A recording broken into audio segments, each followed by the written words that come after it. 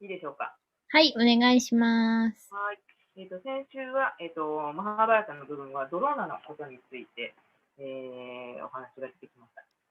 ドローナは、そもそもは世界を征服できるほど戦術に長けていて、一人でも十分、もう戦争に勝てるほどの強さを持っている人だったんですけれども、ブラフマナーであるということから、ダルマということもあって、質素に暮らして貧しい暮らしをしていました。で、ご本人はそれで良かったって感じでも、結局、息子さんは、スバッタマは、貧しいがゆえにミルクが飲めなかったりとか、牛を飼えなかったので、それでそのミルクを飲んだことがなくて、友達に、水に粉を入れたものを飲まされたんだけれども、ミルクを飲んだと勘違いして喜んだりとかいう感じがあって、で友達にはからかわれるという不憫な、貧しいことをからわれるような不憫な目に遭っていました。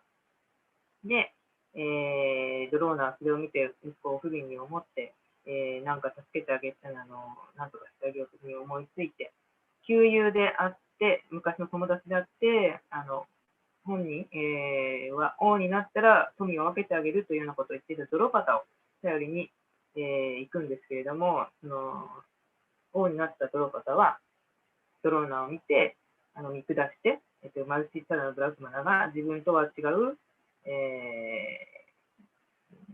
全然違う世界に住んでいるようなものですっていう形ですごい見下して、侮辱をしました。公衆の面々でですね。で、ブラフマーナは寄付をもらうっていうか、それはできるので、ということで、裕福な人に牛を分けてもらおうということで言ったんですけれども、結局、門前払いみたいな形になってしまう。で、ドローナは基本的には強さはある方なんですけど、そんなふうに侮辱をされて、怒りもあったんですけれども、そこでは特に何をするということもなく、ドローパタに、いつかリベンジするという感じで決意して、その場を去るということになりまし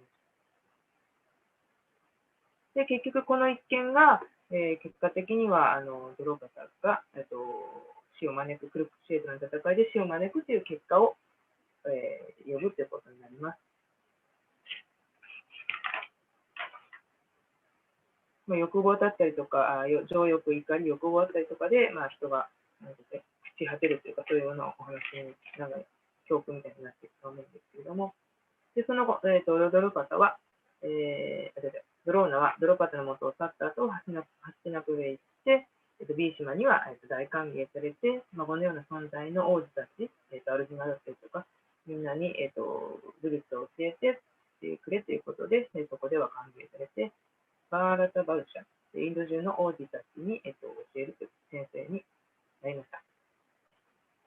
以上です。はい、すいません、なんかごちゃごちゃしました。ごめんなさい。いえいえ、ありがとうございます。先生が入ってこられないので、なんかね、ネットの調子も悪くて、ラップトップがなんかすごい遅くて、なんか再起動したりなんたりしてるみたいです。はい。そしたら、それで、ごめんなさい、1個忘れてた。で、それと対照的な話で、クリシュナの例が出てました。クリシュナとスダマの関係についてですね。でもクリシュナは富を持ってたんですけれども、スダマという貧しい友人が久しぶりに訪ねてきた時も、ドロパタとは、対照的に、足を洗ってあげたりとか、服をね、変えてあげたりとか、お土産とかちょっと恥ずかしいなって思うようなお土産を持っていたんだけれども、それをかけたお米を、包んでクリシュナが食べたりとかして、クリシュナの奥さんのルクミニが驚くぐらい、すごい、丁重に扱っていたっていう、本当に昔の友人を大切にするっていう、そういう気持ちの最終的な例として上がってました。すいません、以上です。はい、ありがとうございます。で、スダマと、クリシュナの話の、動画、ヒンディー語でドラマがあったみたいで、それがなんか先生から送られてきてたんですけど、ヒンディー語だから私は分かったけど、多分皆さん分からないかなと思ってね、シェアしてないんですけど、サチダーナンダさんとか知ってますよね。スダマの話。牛飼いの仲間だっていうことぐらいしかよくわかんない。スダマの話って、どこにありましたっけ？クリシュナブックにもありましたっけ？多分あると思うけど、ねえ。全然詳しくしない。なんか、先生が入ってこられるまでちょっと時間もあるので読めたらいいなと思いましたけど、どこに書いてあるかな。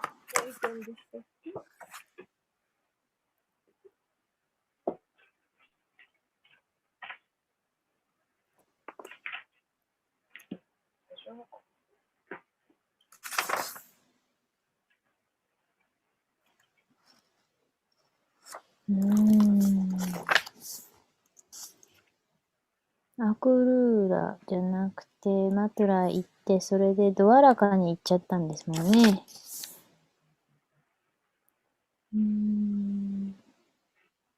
ドアラカ。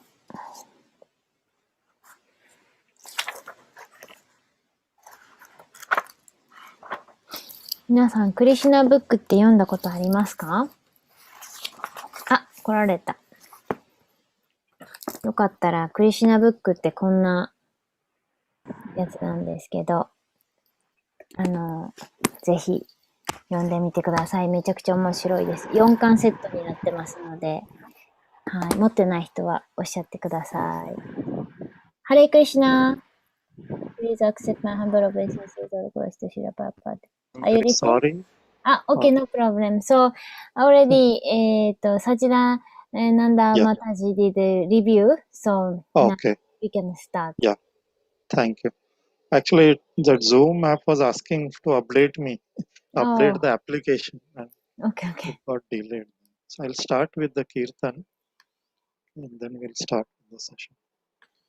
Nama Om Vishnu Padaya Krishna Prasthaya Bhutale Srimate Bhakti Vedanta Swami Niti Namine Namaste Saraswati Deve Gauravani Pracharane Nirvishesha Shunyavadi Pashata Deshatarane Jaya Shri Krishna Chaitanya Prabhu Nityananda Shri Advaita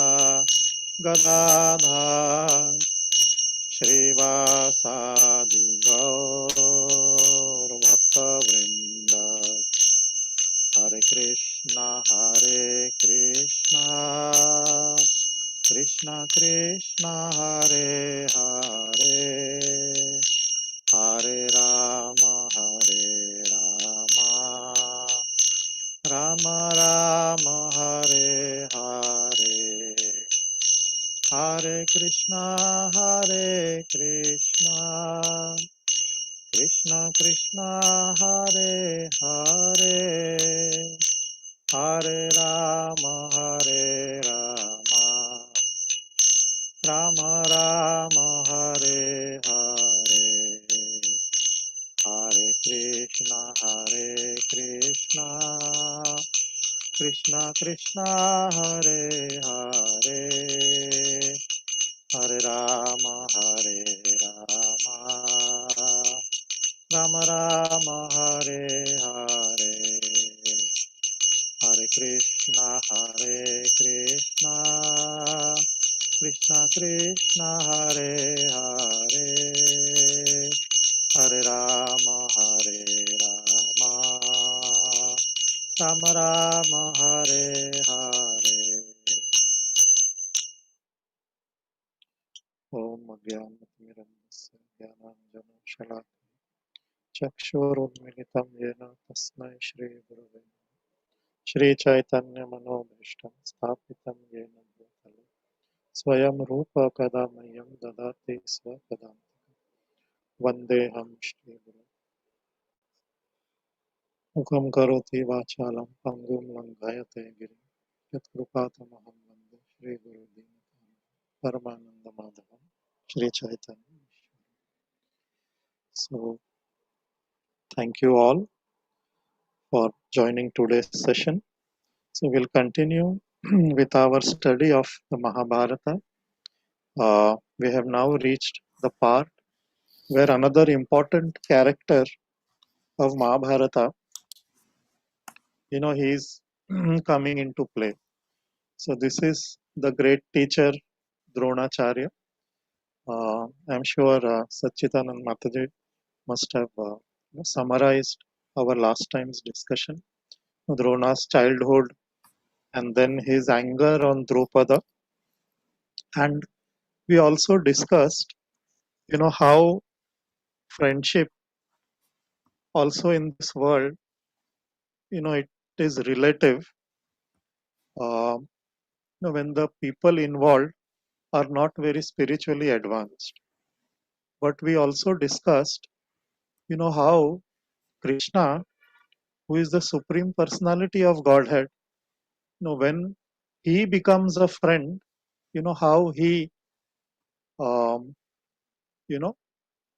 reciprocates in this friendly relationship. So we had discussed about Sudama, and there is a small drama clip also that we can see. はい。で、今日はまたマハバーラタのお話の中からバガバットギーターを勉強していきたいと思います。で、マハバーラタの、登場人物の中でも、とてもその有名な、ドローナというアーチャリア、つまり先生がいました。で、彼は重要人物で、今日はサチダナンダマタジがまとめてくださったと思うんですけど、ドロッパダという、ライバルに対して、敵対心を持っていました。ドロッパダは王様で。で、その怒りというのを持っていました。このような形で物質界では、なかなか友人関係一つでもうまくいかないんですけれども、それに対比して、クリシュナ、思考人格心は自分の友人であるスダマに対していかに慈悲深く、そのいい関係を築いていたのかっていうようなことを少し前回にお話ししました。で、スダマに対して、スダマというのはそのクリシュナの友人だったんですけども、彼が、このスダマの、愛情に、報いるような、出来事がありました。で、その、ことに関するドラマが少し短いのがありますので、また見たらいいと思います。So here we see first of all the problem with Drupada, his pride and his arrogance in insulting a great Brahmana like Drona. で、And then we also ドロパダは、王様だったので、プライドが高くておごり高ぶっていたので、そのことで、ドローナはブラフマナだったんですけど、最も高いくらいだったんですけど、そのブラフマナを侮辱するということになってしまいました。And then one of you rightly pointed, the, you can say a fault or a weakness in Drona, that he also had that attachment to Drupada, and he was sort of demanding his friendship. And when he didn't get that reciprocation, he quietly vowed that he would take revenge on Drupada. So that was also a very nice point that was brought out, by one of you in the last class. で、前回、そのドローナには一つ弱さがあって、その弱さというのは友人関係に執着していたので、裏切られたっていうことで、ドロパダから、友人関係を持てないと知ったときに、必ず彼を仕返ししようというふうに思いました。So today we'll continue this history further, and there is also a verse in Bhagavad Gita, where Krishna says that he is everyone's best friend. So we will try to cover that verse also today, and also that drama clip. はい。今日そのドラマの、映像を少し見たいっていうのと、あとはそのバガバットギーターから、クリシュナがいかにみんなの友人であるかという説についても話していきたいと思います。Yeah. So last time we also discussed, how Drona was very poor, even though, he was a great military person himself. He knew all the Vedas, he knew martial arts, and not only that, he had taken weapons from Parshuram himself. So Parshuram is a personality that one person, he conquered all the armies, all the kings of this entire planet, and then he gave that planet in donation, in charity to the Brahmanas. So Drona had taken weapons from such a powerful person, yet he was poor. で、このドローナというのはとても強くて武術に長けていて、一人でたくさんもの人を打ち負かすことができて、そして、最大の武器であるパラシュラマというのはその、全宇宙を克服するような素晴らしい軍人というか戦士だったんですけど、そのパラシュラマから直接、ものすごい強力な武器を授かっていたんですね。そんだけ授かっていたにもかかわらず、彼はとても貧しかった。And Drona was so poor that he couldn't afford to arrange for milk for his son Ashwatthama. で、とても貧しかったので、自分の息子にミルクを与えてやることさえできませんでした。So I was just, reading or hearing, further things about Drona. So one very important point that was made by one of the acharyas, why Drona was so poor. で、 Because アーチャリアが、なぜドローナがそこまで貧しかったのかというのを説明したものがあります。since Drona had taken, the weapons and the martial knowledge from Parshuramji, all the Kshatriyas were afraid of Drona. So, it was very difficult that anybody would approach him or have anything to do with him because they were afraid of Parshuramji. They knew his power, and when they came to know that Drona has a connection with Parshuramji, they avoided Dronacharya also. で、パラシュラーマからこの最強の武器をドローナーが授かったということを聞いたときに、クシャトリアはみんなこのドローナーを怖がったんですね。で、ドローナーはブラフマンだったけど、そんなに、力強い武器を授かって、で、パラシュラーマとの関係があるというふうに知っただけで、とてもそのみんなは恐れていました。なぜかというと、そのパラシュラーマも、クシャトリアじゃなくてブラフマナでクシャトリアをなんかその全滅させたっていうことがありましたよね。はい。Because in earlier ages, it was the kings, who would sort of patronize, these brahmanas so that they run their school, they do their education. So, they would support such schools, and schools were run free. In the ancient times, there was no fees taken. If the student was qualified, he was given the knowledge for free. いや。で、その、ブラフマナというのは教育を司る人たちなので、学校で教える。で、学校には資格のある子供だったら誰でも無料で学べて、それで、何でもそこで、勉強ができると。そのような仕組みが昔のインドではありました。Because Mahabharata also says in down the line we will read that even Yudhishthir Maharaj, he sponsored 10,000 brahmanas. He used to sponsor and take care of them in every way, for in terms of their shelter, in their food, their clothing. And these brahmanas, their only work was study of Vedas, teaching Vedas, and spreading the spiritual knowledge.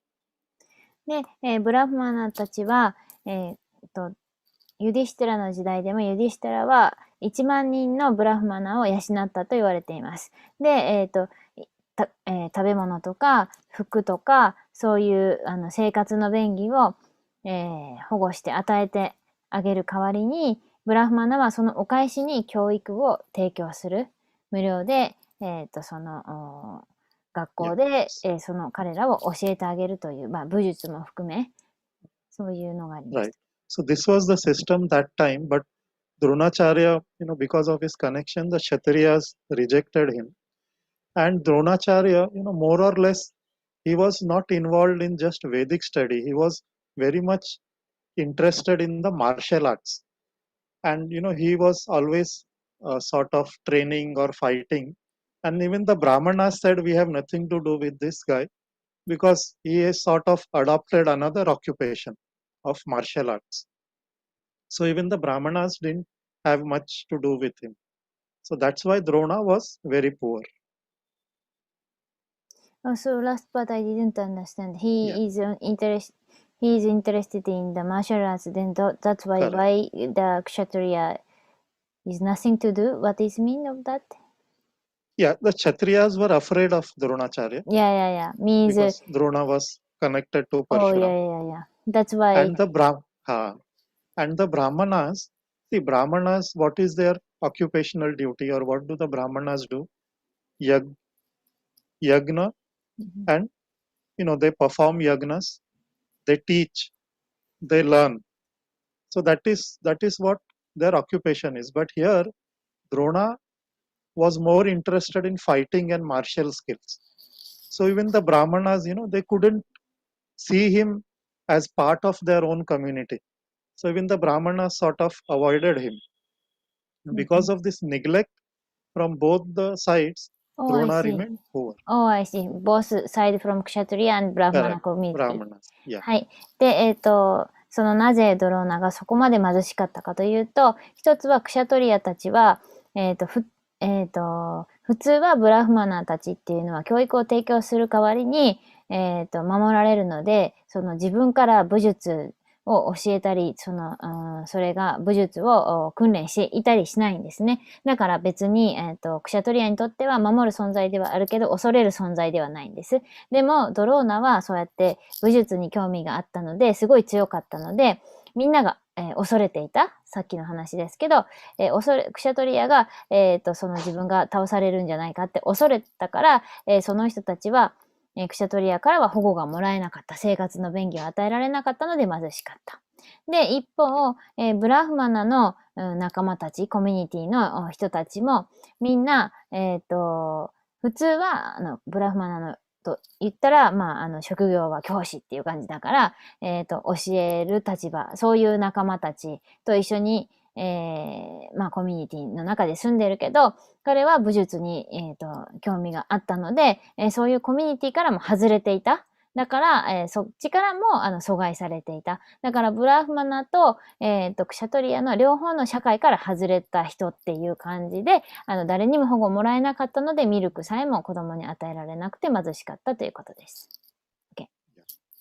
So, that was the background of Dronacharya.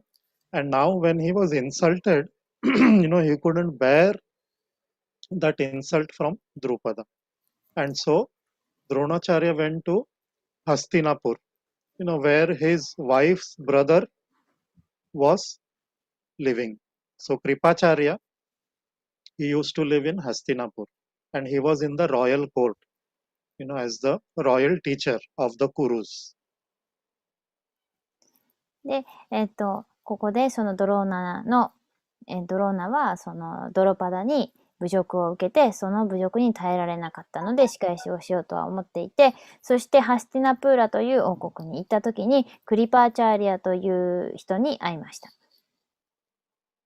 Yeah. And Dronacharya, he hid himself in the house of Kripacharya. He didn't reveal himself. He was, he was hiding over there. で、そこに行ったんですけれども、クリパチャーリアの前にドローナは姿を現さずに隠れていました。Yeah. So one day what happened? The Pandavas and the Kauravas, the Duryodhana and his brother, they were playing a game. In India, there is a game which is called as Gilli Danda. So there is a small wooden wooden bait, and there is a long wooden stick. So you have to hit that wooden bait with the stick. And this small wooden bait, that fell into a well. なんか、ここでそのハスティナプラで、パンダバたちとドゥルヨーダナのカウラバの、子供たちが一緒にゲームをしていました。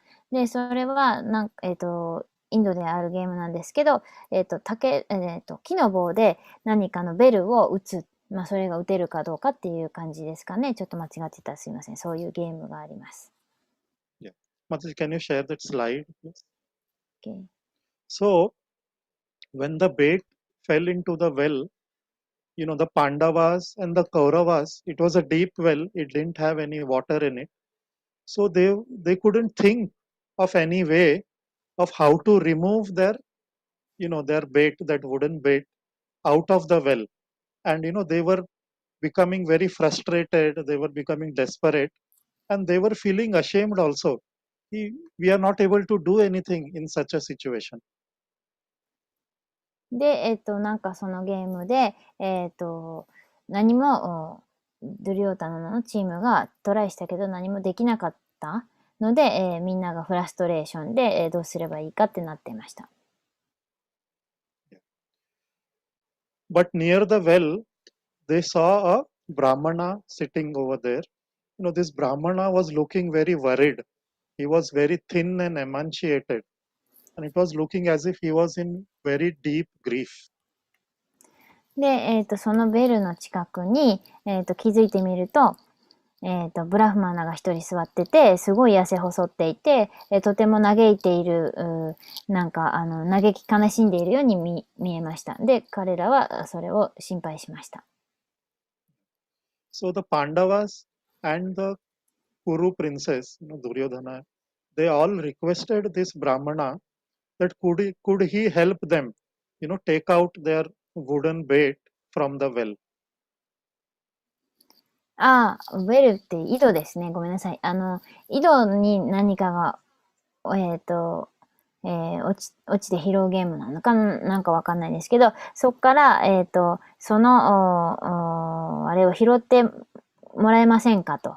何かをそこから拾ってもらえませんかっていうふうに、このブラフマナに、彼ら、つまりパンダバとか、ドゥルヨーダナたち、王子たちは、要求しました。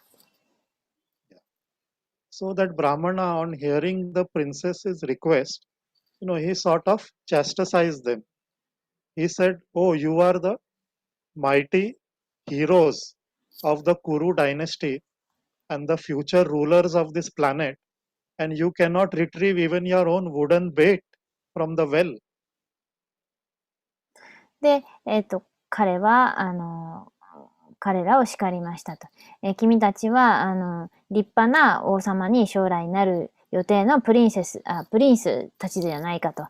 で、そんな力強い、すべての、可能性を秘めた君たちがなんでその井戸から、救い出すことができないのかということで、叱りました。And then the Brahmana, after sort of teasing and chastising these princes, he went to the well and he also dropped his ring inside the well.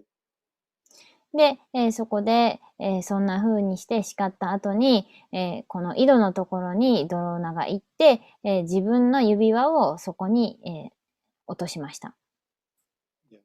And then he addressed the princess. He said, "Just look at my prowess, what I can do.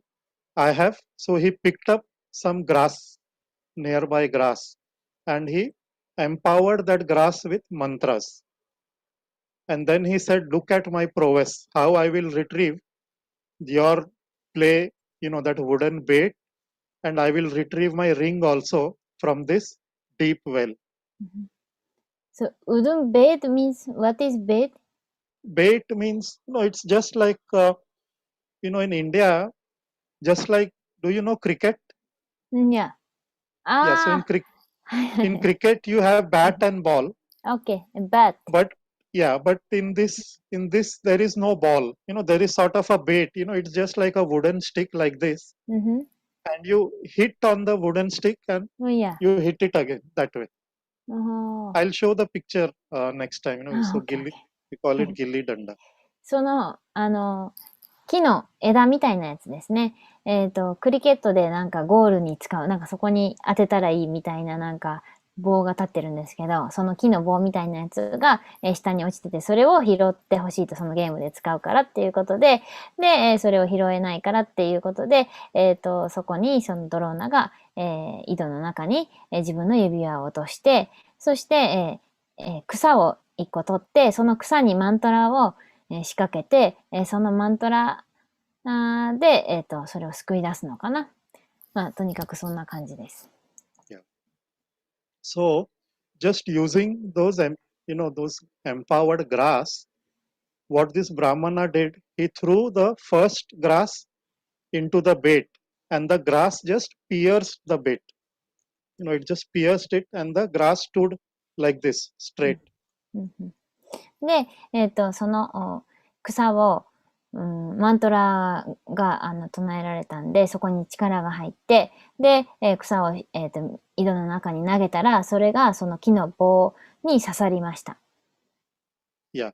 And then, using another grass, this Brahmana pierced the grass he had thrown before. So you have the bait like this, you have one grass, then another grass on top of it, then another grass.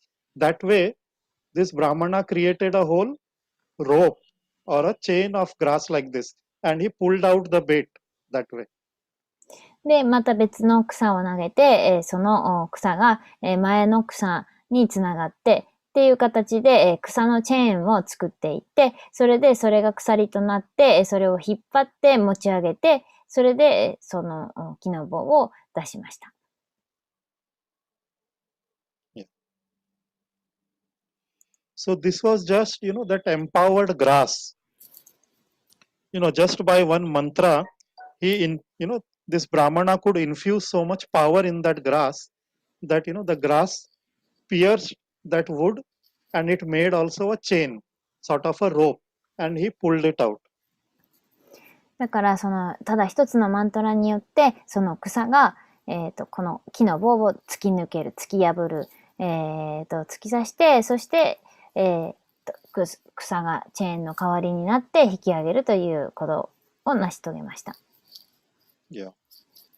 So this is sort of a mantra, like, Mahabharata says that this is a astra mantra by which you can weaponize anything and use it as a weapon. で、これは、マハバラタではアストラマントラと言われていて、アストラというのは何でも使ってそれを武器にしてしまうというものです。Yeah. And then to retrieve his own ring, this Brahmana, he used a bow and arrow, and using an arrow, he not only pierced the ring in the well, but brought it out also. で、そこで、彼は自分が投げた指輪さえも、またその草を使ってですかね。で、そこを突き抜けて、リングの間を通って、で、またその草が戻ってきたのかな。なんかそんな形で、その指輪も引き上げました。Yeah. So when the Pandavas and Duryodhana, the Kauravas, when they saw, this amazing power and skill of this Brahmana, they were amazed. And they were looking with amazement at each other and at this Brahmana. Who is this person? で、ここでパンダバたちや、ドリヨードナたちはみんなで驚いて、このすごい力をマントラだけで、やってのけた力を持った人は誰なのだろうというふうに噂をし始めました。But that Brahmana over there, it was not that, he was very tired or he exerted himself. For him, it was like nothing. It is just, just sort of a flick of a hand or just, like clapping your hands. It was just something like that. It was, but these children, these princes, they were amazed. And we have to know that, now till now, all these princes have learned martial arts. They have learned from Kripacharya. They have learned from so many other teachers before. で、they have learned before Yes, ドローナチャリア。 yes, はい。 yes, で、 before that. 彼らはとても驚いて、で、こんなことをマントラでやってのけるなんてって思ったんですけど、ドローナにとってはこれらはもうただ手を叩くぐらいやすやすとできることでした。で、Yeah. 彼ら王子たちは、ここからドローナにも弓矢とかを習うんですけども、それまでにクリパーチャーリアなどいろいろな人に武術やいろいろなことを教えてもらっていました。Yeah. So in spite of learning from Bhishma, from Kripacharya, from other teachers, still when they saw this kind of prowess and this kind of skills, they were all amazed. And they started inquiring from the Brahmana, who are you? Where have you come from? What is your name? Will you stay around? So they were very eager to be with this person. で、これまでにビーシュマやクリパーチャーリアから武術習ってたんですけども、こんなことは見たことがなかったので、みんな驚いて、彼に対して、どこから来て、あなたは何をしている人で、一人で暮らしているんですかっていう形でいろいろ質問をし始めました。Yeah. But this Brahmana, he didn't answer any of those children's questions about his name, where he came from. He just told the children that you go and tell your great grandfather Bhishma about, how I look and what I have done, and he will understand everything. で、その王子たちの質問に答える代わりに、ドローナは、何も答えなかったんですけど、ただ二言言いました。それは、自分がやったことをただ、ビーシュマの祖父に伝えなさいと。それと、私がどのような、様子なのか、どのような見た目なのかっていうようなことを伝えるだけで、ビーシュマは全てわかるだろうというふうに言いました。Yeah. So when the children narrated this incident to Bhishma, Bhishma could understand this great personality is no one else than Dronacharya. No one in this world could perform such a feat so effortlessly. で、そこでビーシュマはそのことを王子から聞いて、その人はドローナに違いないと。ドローナ以外にそんな素晴らしいことをやってのける人はいないというふうに思いました。And so thinking that, Dronacharya, he will be the best future teacher for the princess, both the Pandavas and the Kauravas, Duryodhana and his brothers. Bhishma approached Dronacharya and he requested Drona to teach such martial skills to these princes also. そこで、そのパンダバとか、カウラバ軍、つまりドゥルヨダナの子供たち、みんなの、最も偉大な教師になるようにビーシュマはしたかったので、彼らに武術を教えてほしいというふうにドローナに頼むことになります。So then, when Bhishma and Drona meet, and Bhishma puts this request to Dronacharya. So Dronacharya, he very frankly and honestly, he tells Bhishma, what all incidents happened with him and his enmity or his, clash with Drupada. And then Dronacharya very frankly says that I want help to avenge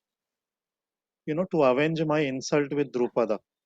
And I am happy to teach these children, but this desire must be fulfilled.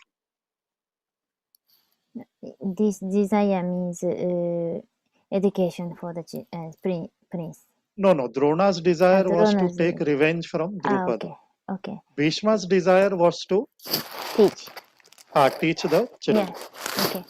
で、そこでドローナとビーシュマが出会っていろいろ話をするんですけども、その中で、ドローナも自分の生い立ちとか自分が、ドルパダにその敵を抱いて、ライバル心を持っていて復讐したいと思っているということを伝えて、そして、ビーシュマもまた、自分の、孫にあたるようなその義理の、孫たち、に武術を教えてほしいということで、その教育を教えてほしいということに、ドローナも同意して、そしてまた、ビーシュマも、この復讐っていうのを、ドルパダに対する復讐っていうのをお手伝いしましょうということになりました。Yeah. So here Dronacharya is narrating, his insult, and he was feeling so grief-stricken and so insulted that he was like burning from within, and he had become thin, emaciated. Emaciated means? Means very thin and yeah. weak. Okay. で、ドローナはそうやって自分のことを話す中で、自分がドルパダに侮辱されたことを思い出してとても嘆いて、もう心が焼けるような思いをしました。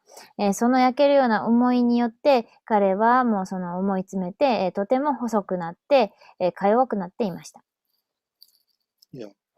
And then Dronacharya says that, "Oh Bhishma, I'm looking for capable students, who will fulfill my desire of revenge against Drupada, and I am ready to train such sincere students." で、だからドローナは言いました。もう自分はか細くなって弱くなってるけども、自分の生徒の中で、そういう教育をする代わりに、とてもその資格のある強い、能力のある兵士を見つけたいと。そしてその兵士には惜しみなく、その武術を教えて、それで、その人が、力強さを、持てるように、すべてのその武術を学びきるように、自分はそういう教えるっていう使命を果たすというふうに言いました。So when Bhishma heard this, he was happy, and he said that, "Oh Dronacharya, now you keep your bow away. You don't have to worry about anything. You have come to the right place in Hastinapur. You just teach the princess, and all your needs will be taken care of. Everything will be taken care of, and all your desires will be fulfilled. You just remain in Hastinapur and teach my, grandchildren." で、そこで、そのビーシュマもドローナを励まして、あなたはもうこのハスティナプラに来たからには何も心配することない。あなたはこの王子たちを教えてさえいれば、他のその食べ物とかいろんなものっていうのは全てアレンジするから、あなたはもう本当にそのふさわしい場所に来ましたと。ただあなたがハスティナプラを去らなければ、ここでずっとそうやって暮らしていくことができるというふうに言いました。Yeah. And so saying, then Bhishma, he honored Dronacharya a lot. He gave them lot of respect, took care of his family, and then, he offered his grandchildren as students to Dronacharya. So that there is a formal sort of a ceremony, you can say, where, a teacher accepts his students. そして、ドローナに対して、ビーシュマは彼をすごく称えて、で、いろいろなその、家族、ドローナの家族にも奉仕をして、そして、彼を王子たちのもとに引き合わせて、その弟子、と先生をお互いに受け入れる儀式がインドであるんですけど、そういうのをしました。And so once Dronacharya took charge of, the 5 Pandava brothers and the 100, Kauravas, the Duryodhana and his brothers, and he took charge of them. He took them to his ashram to train them further in martial arts. そして、5人のパンダバ兄弟や100人のドゥルヨーダナとその兄弟たち、みんなの王子を自分のアシュラムに連れて行って、ドローナチャーリーは訓練を始めました。Yeah. So even before he started the training, he addressed all the princes, 105, whoever were there. He addressed them that I have a desire in my heart. Which of you princesses, will help me to fulfill that desire? で、トレーニングの前にドローナはすべての生徒に言いました。私には一つ、望みがあると。その私の望みを叶えてくれるのは一体誰なのか。Yeah. So all the princes were silent. They couldn't understand what is Drona's desire because they had seen Drona's power. So, they could understand this man has extraordinary power. So his desire will also be something extraordinary. So all of them kept quiet. Nobody came forward to reassure Drona that, we or, I will fulfill your desire. Just tell me what I need to do. Nobody said that. Only one student came forward. Can you guess who that student was? で、そこで私の望みがあるというふうにドローナが言ったとき、もうすでに王子たちは彼のものすごい、超人的な力を見ているので、その彼が言う望みっていうのはもちろん、彼自身が、卓越した人なので、その卓越した特別な望みに違いないと思って、それを叶えてくれる人って言われても自分にはできないと思って全員が黙り込んでいました。でもその時に一人が言葉を発したんですけど、その人は誰だと思うでしょうか。皆さん当ててください。So, who do you think 誰だと思いますか？前に。アルジュナYeah, very good.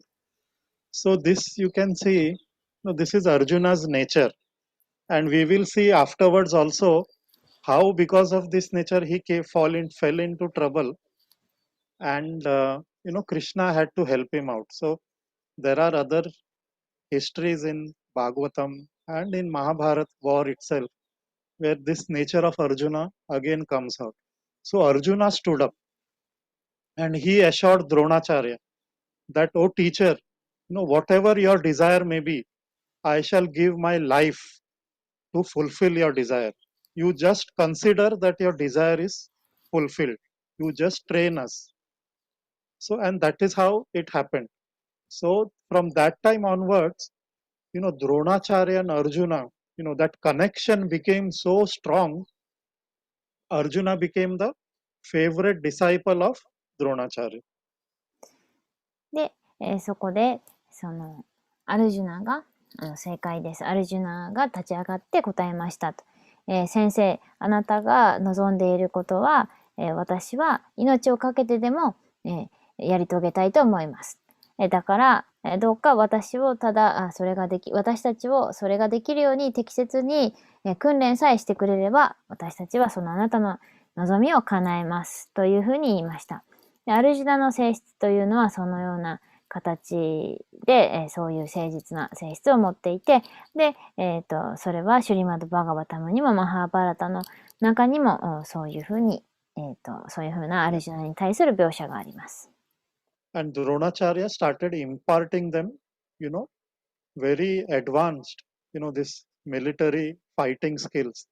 He gave them knowledge of very secret and powerful divine weapons. So these celestial weapons, they were very powerful.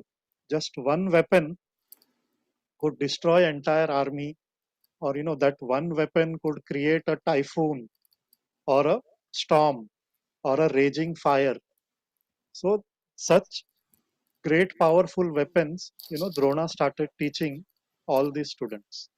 で、その時からそのアルジュナとドローナチャーリアの、関係はすごく濃く深くなっていって、で、ドローナにとってのアルジュナが一番、自分が惜しみなく知識を与えて育てた、最も好まれる弟子となりました。そして、ドローナはみんなにまたその武術を教えて、聖なる武器、天界からもらったその武器とか武術を使う方法を教えました。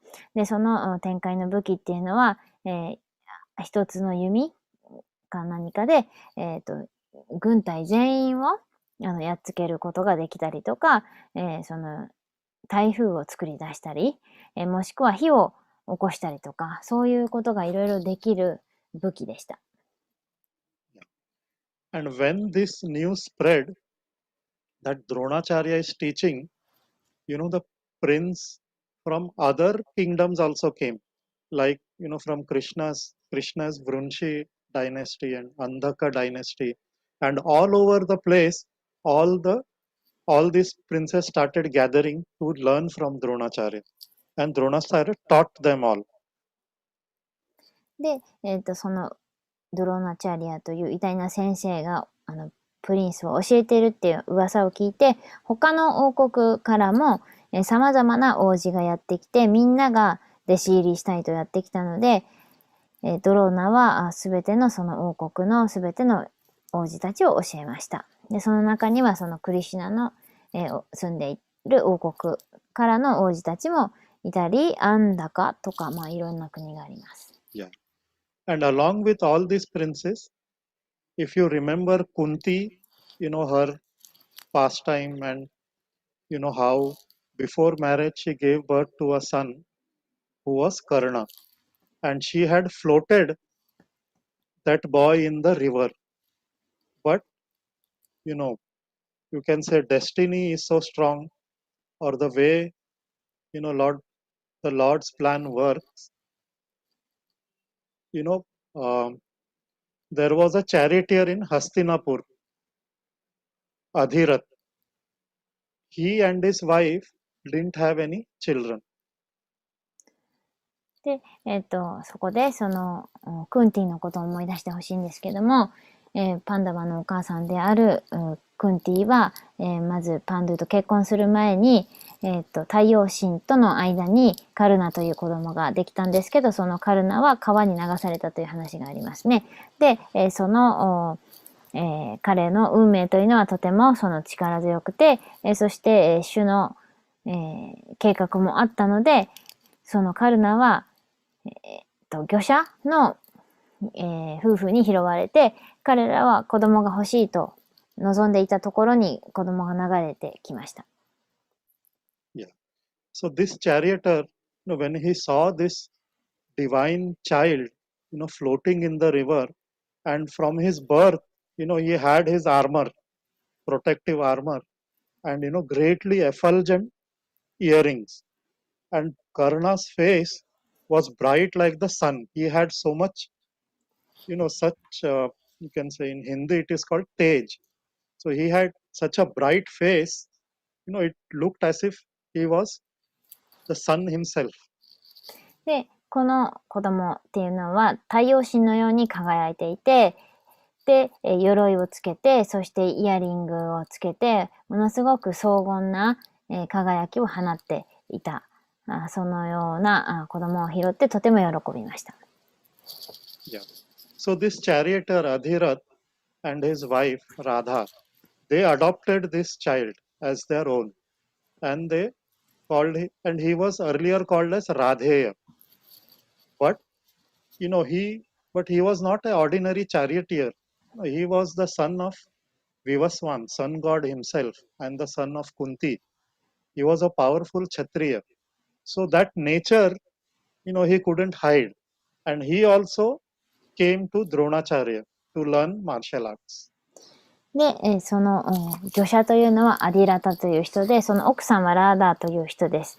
で、その子供ということで、カルナーは、ラーデという名前を付けられて、で、この二人の養子になったんですけれども、で、彼も育っていたので、この武術を一緒に学びたいということで、この、訓練所の方にやってきました。Yeah.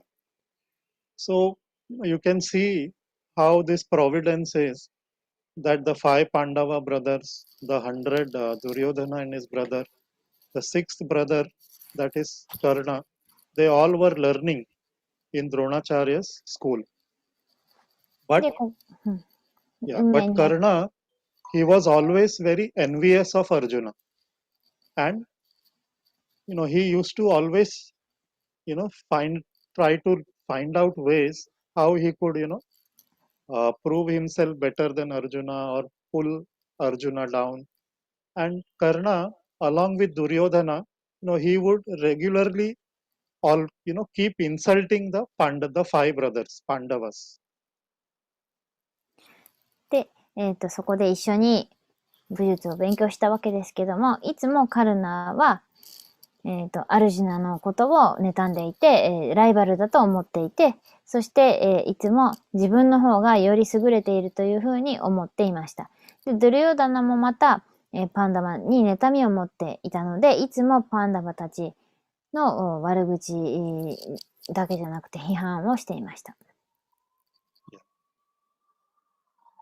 So that's how things went. But Arjuna, he picked up the martial skills better than anyone else.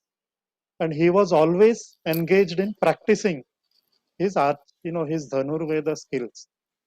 And Mahabharata says that, Arjuna, he was so enthusiastic, he was so always engaged in his training that not only he exceeded all the other princes, who had come there to learn, it was as if Arjuna had now become equal to Drona in his prowess and in his fighting skills. で、アルジュナは特にどの生徒よりも熱心に練習をして、武術を身につけようと一生懸命に努力をしていたので、ドローナと同じぐらい、先生と同じぐらい強くなりました。So, so we'll bring a pause to Mahabharata here because then the next episode starts. So if you have any questions, please let me know, or any comments that you'd like to add. And then we will go through the Mahabharata verse and the drama script. じゃあ今までのところで何かありますか？はい、いいですか？はい。ドローナが誰か自分の望みを果たしてくれる人いますかって聞いて、アルジュナが私ですというふうに伝えたんですけど、ドローナの望みっていうのは何だったんですか？ So, her question is, what is the desire of the Dronacharya, which Arjuna said that I can fulfill?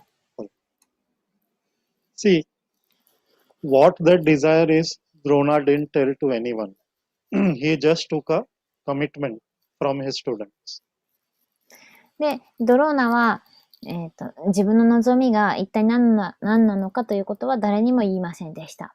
ただ、自分の望みというふうに言って、その望みを果たしてくれる人っていう形で、弟子たちを試したというか。So, this problem we see in Shantanu, this problem we see in Bhishma, and this problem we see in Arjuna. That without understanding, they give their promise and their commitment. Okay, I will do it. で、同じ問題が、シャンタヌにも、ありましたし、ビーシュマにもありましたし、アルジュナにもありました。つまり、その約束が何かということを理解する前に、私は約束守りますって言っちゃう。この3人に共通していることです。Yeah. So if you remember, Shantanu gave that promise to Ganga that whatever you do, I will accept and I won't question you. And because of that, 7 of the children, Mother Ganga, she drowned in her own waters. Right? And Shantanu was, he was going mad with grief that, my children, they are getting killed like this by her own mother, but he couldn't speak anything because he had given the promise. But after 7 instances, he couldn't tolerate, and then he broke his promise. Similarly, we will. Yeah, please. シャンタヌ王というのはガンジス川の女神と結婚して、そしてガンジス川を、にその結婚をお願いしたときに、ガンジス川が、シャンタヌ王に対して、いいけど、結婚してもいいけども、私がやることに口出しをしないでくださいと。絶対に口出ししないでくださいねって言って、それで、それを受け入れました。で、シャンタヌ王が見たのはガンジス川の女神が子供を7人も産んで、その7人をみんな川に生まれてすぐに流してしまいました。Yeah. And then we also see Bhishma. So he wanted to make his father happy. He wanted Satyavati to marry Shantanu. So he also gave a promise that I will never acquire the throne and I will always be subservient to the king. Whatever the king says, sort of I will do. So it's like a blank check. はい。で、ビーシマも同じです。つまり、その、金額の書いてない小切手を渡すようなもんで、ビーシマは、お父さんに幸せになってほしかったので、お父さんの好きな人と、その、お父さんが結ばれるために、私は絶対に、王座を求めないし、自分が、子供も産まないし、一生独身を貫くと。そのことによって、その結婚を申し込んだ、その、女の人の、お父さんが言った要求、つまり自分の、子供が、息子がその王座についてほしいという望みを叶えるために、そんな風な、まあ言ったら大胆な約束みたいなことをしました。And so, of course, what this desire is, we will understand when we read Mahabharata further. で、まあ、これらのことは、マハーバラタをもうちょっと勉強していったら分かっていくと思います。Yeah. So the desire was that they should take revenge of, Dronacharya's revenge from Drupada. で、そのリベンジと、ごめんなさい。その望みを叶えてほしいという望みというのは、ドロパダに仕返しをしたいという望みでした。Yeah. So that way, Drona was very clever. He taught. We will see in the coming episodes, his, you can say his cleverness or his cunningness. で、彼のドローナというのはそうやって誰にも言わずにいろいろと計画したんですけども、それでいろんな武術を王子たちに教えてたんですけど、そうやって彼の戦略っていうのがこれから分かっていくと思います。じゃあ、すみません。じゃあ、ドローナって良くない人ですよね。人を利用してて、いい人ではないですよね。So she's asking that Drona is not the right person, maybe because he is using his purpose to other person like disciples. Yeah, we can say that here, sort of Drona is to an extent, not following the ideal principle of a teacher and student, the Vedic standard of education. What she's saying is right. So it's not that Drona, see, we have to understand Mahabharata. No character is black and white. It's not that someone is totally bad or someone is totally good. It's always this, in between that happened. And because of some incidents or, their past life activities, they present, all these things come out. So what she's saying is correct. This is a misuse that Drona is doing. But then that's how it is. Yeah. That is misuse? That is not right to say this is misuse. What do you say? See, the knowledge that is given, so how the Vedic system was.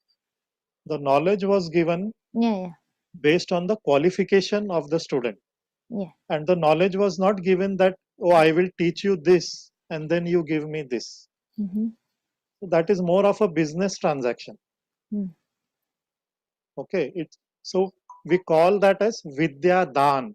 Dan means charity, where a teacher is selflessly teaching his students, the secrets of Vedic knowledge and the arts to live life and practice dharma. But here we see Dronacharya is not acting very selflessly. He is a motivated teacher. He has his motivations. And because of that, we will see in the coming future episodes, how he acts. So that is a slight, you can say, a flaw. See, that's what, Vedavyas, he writes everything about everyone factually. That he was a great person, but this is the mistake he did. And he, so and so, he was a rascal person, but these are some of the good things he did. So everything is very clearly, transparently spoken by Vyasadeva. で、マハーバーラタ、特にベーダの知識というのは、誰かが完全に悪くて誰かが完全にいいとか、その、白黒はっきりするような、お話ではなくて、むしろその事実を述べているので、その人にはこういう性格もこういう資格もあって、でもこういうところもあってという形で、そういう事実を一個一個描写、していってます。だから、このドローナチャリアに関しては、普通はビッディアダーナって言って、ビッディアダーンというのは、知識をもう惜しみなく、相手への寄付として授けると。無償で授けるという。それが先生の正しいあるべき姿なんですけど、ドローナには、そういうリベンジをしたいっていう望みがあったので、ここではその教えるモチベーションが完全に、無償のその奉仕っていう感じではなかった。そういう、一つのポイントが、彼にはあったと。だから、もしそうやって無償の奉仕、でなければ、それはなんかビジネスみたいになってしまっている。そういうポイントは一つはありました。で、ありがとうございます。はい。で、あと資格のある弟子に、教えるっていうことはありますし、その資格があるから、その弟子、例えばアルジュナとかもですね、教えるっていうこともあったんで、だから、それが、一概に、何かその悪いことっていうふうに言ってるわけでもなくって、事実に基づいて、話されているというか、そういう感じです。はい。ありがとうございます。はい。Any other question or comment? はい。他の人いらっしゃいますか？何か。ここまでで。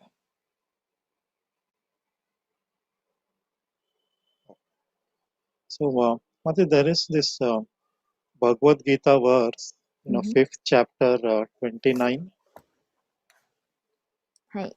バガバッタギーターの5章の29節。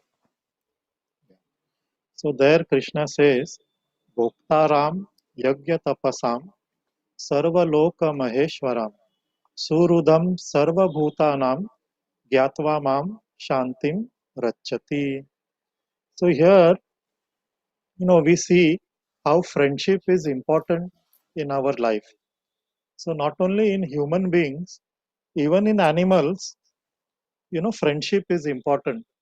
Even animals, they show this quality of friendship. They help each other and, support each other. So this friendship is very important. But we see, how because of material desires or because of greed or pride, coming into the friendship, how it becomes so ugly. And we all need, friends in our life. So, it's not that anybody can live without friends. We need friends in our life. But then here, Krishna is saying, who is the best friend? So Krishna says that I am the best friend of all the living entities. That I reside in everyone's heart and I guide them. So, Mataji, you can just read that はい、 translation. 5章の29節です。私はあらゆるヤグニャと苦行の究極の受益者であり、すべての惑星と神々の至上主であり、一切の生物の幸福を願う大慈悲者であると、これを知る人は永遠のシャンティに達する。ということで、友情がいかに大事であるかということなんですけども、すべての生命体は人間だけじゃなくて動物でさえも友情というのはあって、その友情の中には、お互いに助け合うということが非常に重要になってきます。でももしその人が物質的な望みを持って、プライドを持っていたり、憎しみや欲望を持っていたとしたら、その友情関係っていうのが醜いものになったりします。で、人間関係の中ではそうやって、うまくいかないこともあるんですけども、ここで、そのクリシナが自分自身で言ってることですけれども、私は、すべての生命体にはその友達がいるんだけど、その中でもベストフレンドは誰かっていうのもクリシナが自分で言っています。で、その誰かっていうのは、I am 私がすべての生命体にとっての、最高の友達、ベストフレンドですよっていうふうにクリシナが宣言している箇所ですね。でここでは訳では大慈悲者であるってなってるんですけどね。すべての生物の幸を願う大慈悲者。で、つまり、その友達ですよって言ってるんですね。はい。So how Krishna is the best friend of all? That's a big philosophy and a big study. But we should have that faith that Krishna is our best well-wisher and he is our best friend. で、いかにクリシュナがすべての生命体にとっての友達であるかっていうことに関しては、非常にその大きな哲学や意見があるんですけども、とにかくそのことに信念を持って、クリシュナが私たちに、いつもその永遠の幸福を願っている人であり、私たちにとっての親友である、ベストフレンドであるということに信念を持つべきです。So any questions or comments regarding this Bhagavad Gita verse? はい。このバガバットギーターの説に関して何か質問とかありますか？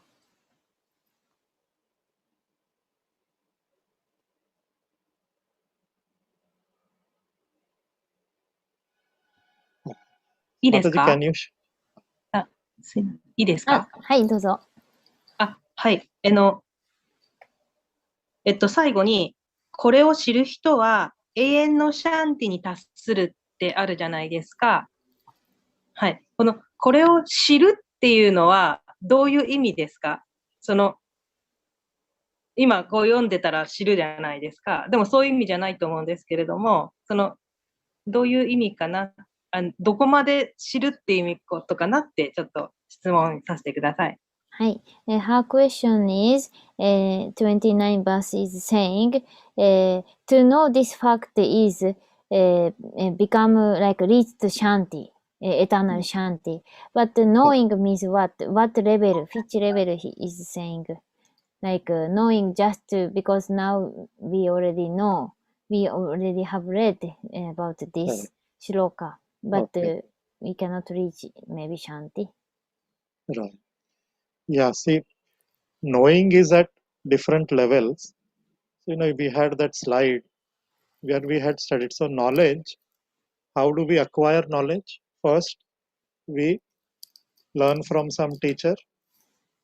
Then we discuss amongst ourselves. So that is the second level of learning and understanding. And then we meditate, and then we think over it, and we internalize what has been taught, internalize that knowledge. And then next is realization. So when we go through that, when we apply that knowledge in our life, when we go through some incidents and we learn our lessons, then that knowledge becomes internalized and realized. So it's just knowing, that is just intellectual knowing and memorizing. That's not actual knowing. Actual knowing means it has to go deeper, and that goes with this progression. And that knowledge, even I don't have that much that I'll be able to explain, but having that faith that yes, Krishna is there behind me, he will bless me, he will help me out. Just having that faith that he will, when we learn about Krishna, how he saved his devotees, how he saved Pandavas, how he saved Draupadi, how he saved Gajendra, how he saved Prahlad Maharaj. So when we understand that, we develop faith in that, and we live our life on that basis, and we understand that, yeah, Krishna is there behind me to take care of me. So when that happens, then the mind becomes cool. Mind becomes, it becomes pacified, that there is a powerful person who will take care of me. I am not alone. See, today in this situation, coronavirus, job insecurity, economic problems, the mind is going crazy. People are going crazy. So many suicides are happening. So many problems. Why? Because people are not getting a proper shelter. They are just seeing the problems, but they are not seeing the solution. But we know the solution is Krishna. He is with us. He is with me. He will help me. So when that faith comes in, then the mind, it will not get so easily disturbed. If some problem occurs, we will always think of Krishna, and we'll think of his devotees.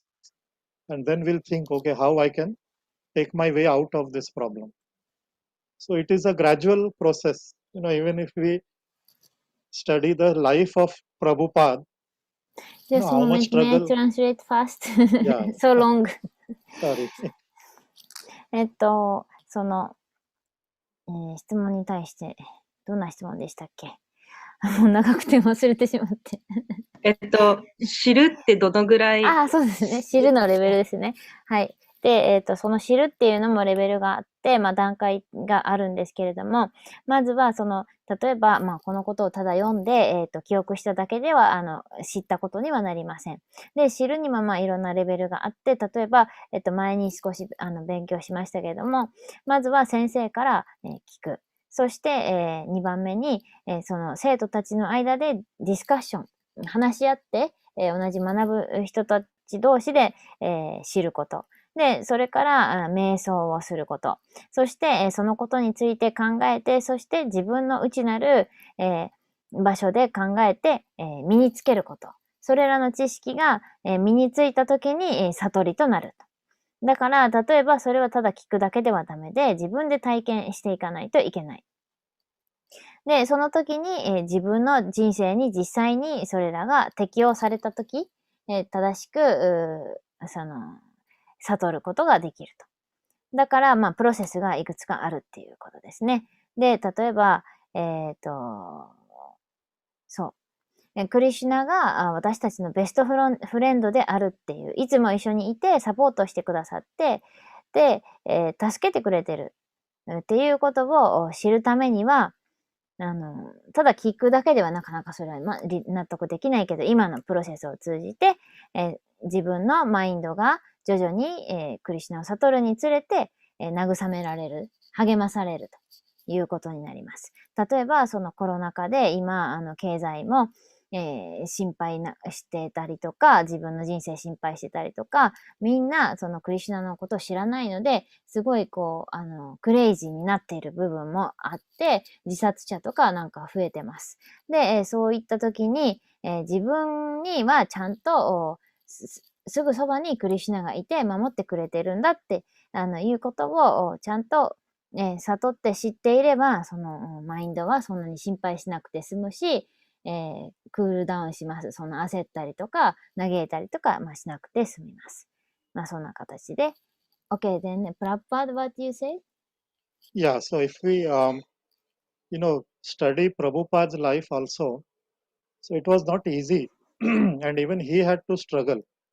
But we see how from time to time he received the help and indication from Krishna, and he could become a world teacher. So it is a science. We'll have to study it, and then it will be known. で、ごめんなさい。さっきの続きで訳してそびれてたんですけど、例えばその偉大なクリシュナの献身者、ディボーティ、ドローパディとか、プララダマハラージとかもたくさんの苦難がやってきて、でもその度にクリシュナに助けられて、そういった物語とかを聞いて、実際に、知っていくことで、クリシュナのことを徐々に知ることができます。で、プラブパーダという人、このバガバットギーターの解説を書いた私たちの先生の先生ですけど、そのプラブパーダもまた、たくさんの困難に見舞われて、その度にクリシュナに助けられて、で、いっぱい困難はあったけれども、世界の人を導く先生となりました。だから、これは、科学です。So if we see this drama of Sudama and Krishna, that will help us understand better Krishna's nature and how Krishna reciprocates. So it is not that Krishna is my friend, so I won't have any trouble, or there will be no struggle. So that is also not going to happen. It's a involved process. Okay, and we are going to see that. You have that drama, Mataji? Are you sent on WhatsApp? Yeah, I can see, but that is in Hindi, right? Yeah. So let the drama go through and we will translate. You understand Hindi? A little, not full. Okay. So, それで、何でしたっけ? You can share that. We'll pause in between. We will discuss over it and then move forward. Okay. はい。Main thing is the dramatization and the, the reciprocation. Okay. はい。で、そのクリシュナにはスダマという友人がいてって前話したことなんですけども、その今からビデオを見てクリシュナがどうやってお友達に対して、そのお返しをしてあげているのかっていうことを見たいと思います。で、ヒンディーなのでちょっと通訳を止めてしながら見たいと思うんですけど、そうですね。Can you share? Yeah, just a moment. スライドを。No, it's that MP4 in WhatsApp group. Oh, how I can share this? You are using your laptop, is it? Yeah. So you can you can share? On my laptop that WhatsApp web. 1 minute, I'll check if we can open WhatsApp on internet. No, and then I we never can open open. that file. I never you open. Oh, okay.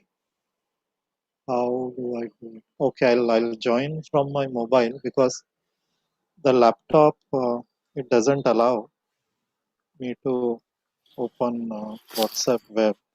But, I'll do one thing. I'll log in from the mobile and I'll share from Yeah. just give me.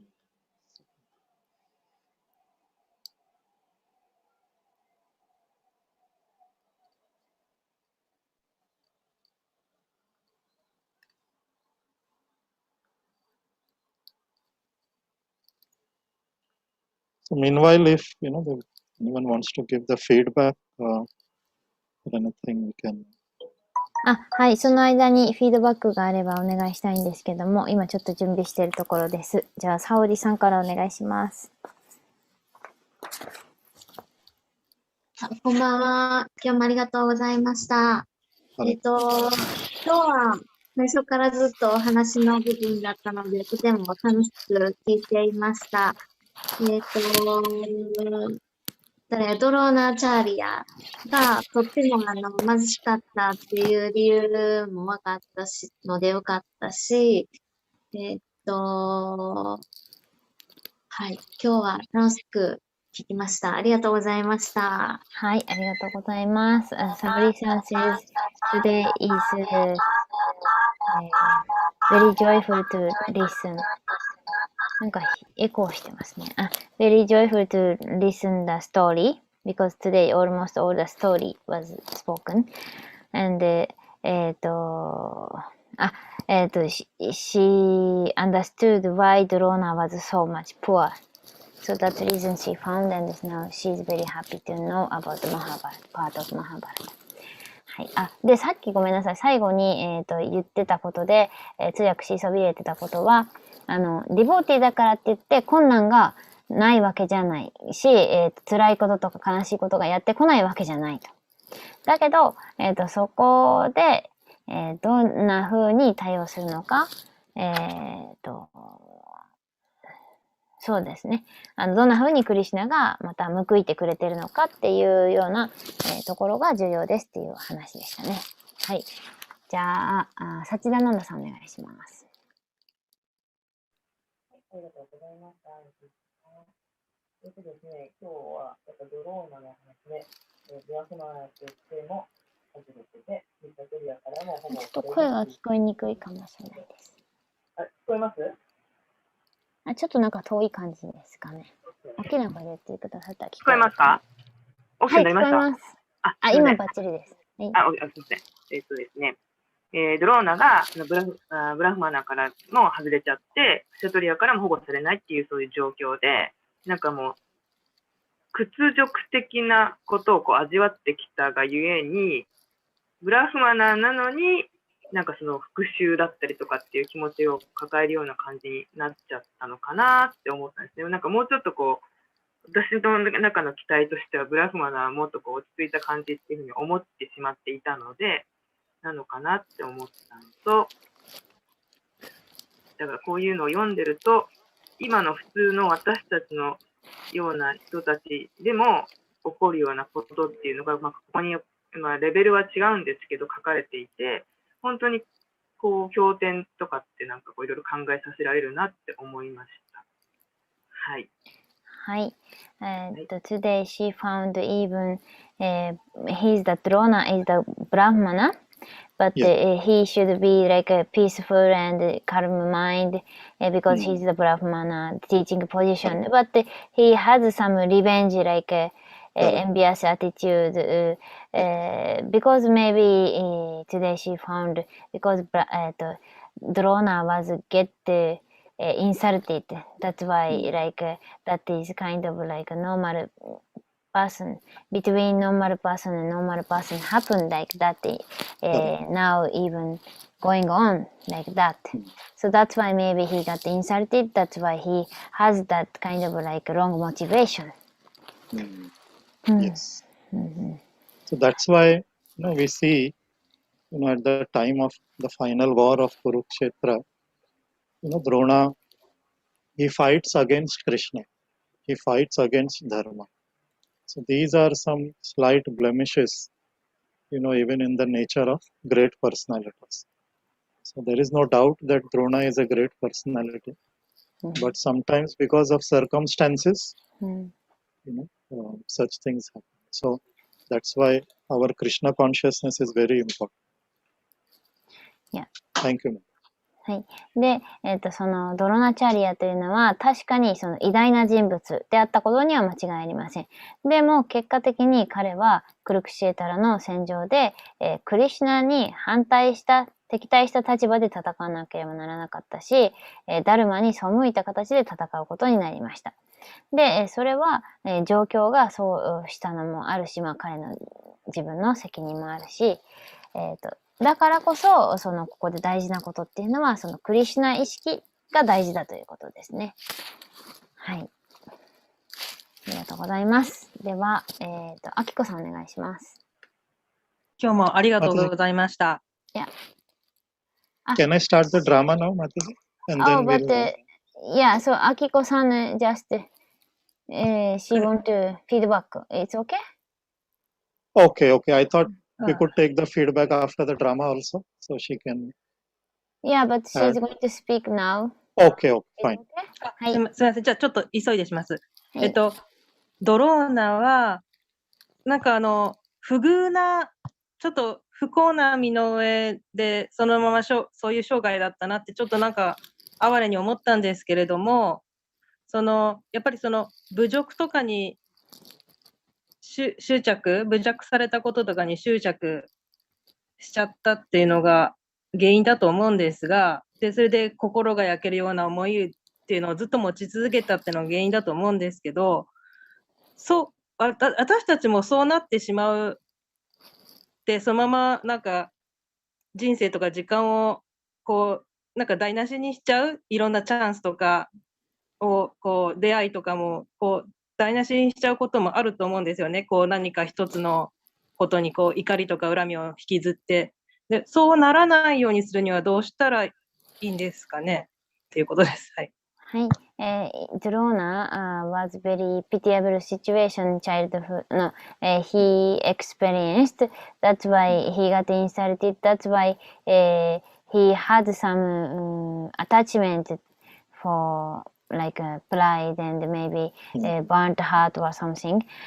And that's also current people happen, and we can also easily go through those kind of mentality. So for not having those attitudes, what should we do? Because we can have easily attitudes like that.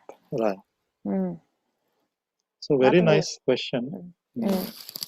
Yeah, that can happen. So that's why, we have to study Bhagavad Gita.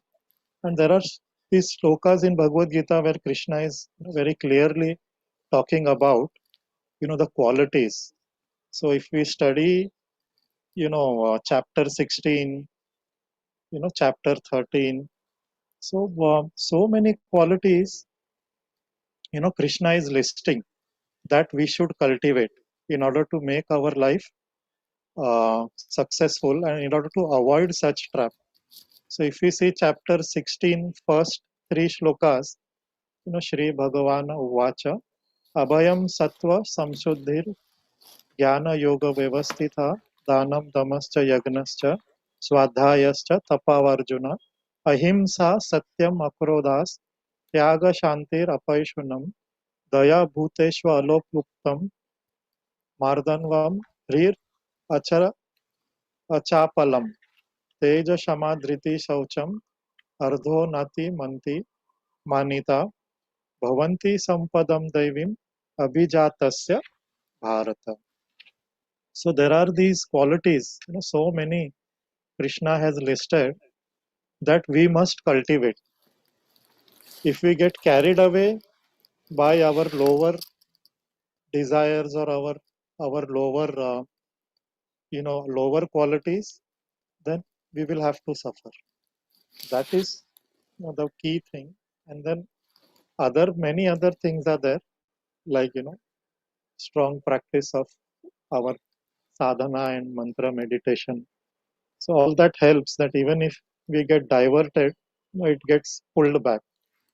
Okay, So which verse when you told? Chapter 16, Yeah. first 1, 2, 3. Okay. Yeah. Yeah. So you can read the translation. Yeah. But now the time is going so Right. long. I have to go. Okay. What So should I what I'll do? do, I'll put it in the line app. Okay, and we'll I will discuss. later tomorrow. I will send in line in Japanese. Okay. Okay. はい。Yeah. yeah. One more answer to her question is this drama.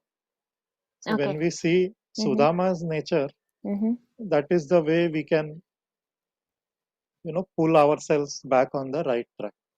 はい。で、答えの一つは、バガバットギーターの16章の1から3節で、クリシュナが言っている、たくさんのその神聖なる性質を持つための、そのためにはどうしたらいいか、どんな性質を持っている必要があるのかっていうのを言っていますので、ぜひそこを読んでみてください。ちょっと読みますね、急いで。バガバンは語られた、無恐怖、自らの存在を浄化すること、精神知識の養成、伏せ、自己抑制、苦儀、ベーダ学習、禁言生活っていうのは苦行ですね。質素であること、非暴力、誠実さ、怒らぬこと、利欲、平静、他人を咎め立てぬこと、生き物すべてに憐れみの情を持つこと、絶望せぬこと、温和であること、謙虚さ、揺るがぬ決意を持つこと、活発さ、寛容、不屈の精神、清潔さ、嫉妬や名誉欲がないこと、このような超越的な性質は神聖な質を持つ神聖な人々のものである。はい。これがクリシュナが説明している神聖な人々の性質なので、これらを持つようにするっていうことと、もう一つは、今から見るビデオを見ることです。はい。OK? So, maybe next. はい。じゃあ、まだ言ってらっしゃらない方、美穂さん、お願いします。はい。今日もありがとうございました。私の今日はちょっと感想というかは、先ほど友情がいかに大切か、助け合うことが大切っておっしゃられたんですけども、友情関係がちょっと難しいなと思ったのがありまして、ドローナは、友情関係に執着しすぎて、で、